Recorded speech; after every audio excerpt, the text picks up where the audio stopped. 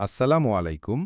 যে যেখান থেকে আমার ভিডিওটি লক্ষ্য করছেন তাদের সবাইকে আমার পক্ষ থেকে আন্তরিক শুভেচ্ছা ও অভিনন্দন।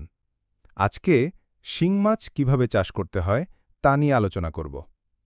দেশি শিং মাছ চাষের জন্য ১ থেকে ১.৫ মিটার গভীরতার পুকুর নির্বাচন করতে হবে। পুকুর ভালোভাবে প্রস্তুত করে কৃত্রিম প্রজনন পদ্ধতিতে উৎপাদিত দেশি শিং মাছের সুস্থ পোনা বা রেণু মজুত করতে হবে।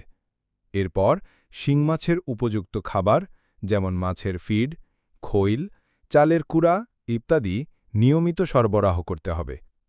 প্রতিকূল পরিবেশ থেকে মাছকে রক্ষা করে সঠিক পরিচর্যা ও রোগ প্রতিরোধমূলক ব্যবস্থা গ্রহণ করলে ভালো ফলন পাওয়া যায়।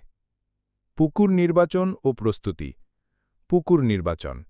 শিং মাছ চাষের জন্য ১ থেকে ১.৫ মিটার গভীরতার পুকুর উপযুক্ত। পুকুরটি বন্যামুক্ত এবং নিরাপদ হতে হবে। পুকুর প্রস্তুতি। পুকুর প্রস্তুত করার জন্য আগে ভালোভাবে পরিষ্কার করতে হবে। এরপর চুন, গোবর ও সার প্রয়োগ করতে হবে। পোনা মজুদ ও পরিচর্যা। পোনা সংগ্রহ। কৃত্রিম প্রজনন পদ্ধতিতে তৈরি করা শিং মাছের রেণু বা পোনা সংগ্রহ করে পুকুরে মজুদ করতে হবে। পোনা মজুদ ঘনত্ব। একটি নির্দিষ্ট পরিমাণ পুকুরে, যেমন প্রতি শতকে ৩০০টি শিং মাছের পোনা মিশ্রভাবে ছাড়া যেতে পারে। খাবার সরবরাহ। খাবারের ধরন। শিং মাছের জন্য ফিড, মাছের শুটকি গুঁড়া, চালের কুড়া, খৈল ও গমের ভুসি দিয়ে তৈরি খাবার ব্যবহার করা যেতে পারে। খাদ্য প্রয়োগ। ছোট মাছকে দিনে ৩ বার এবং বড় মাছকে দৈনিক বডি ওয়েটের 50% খাবার দিতে হবে।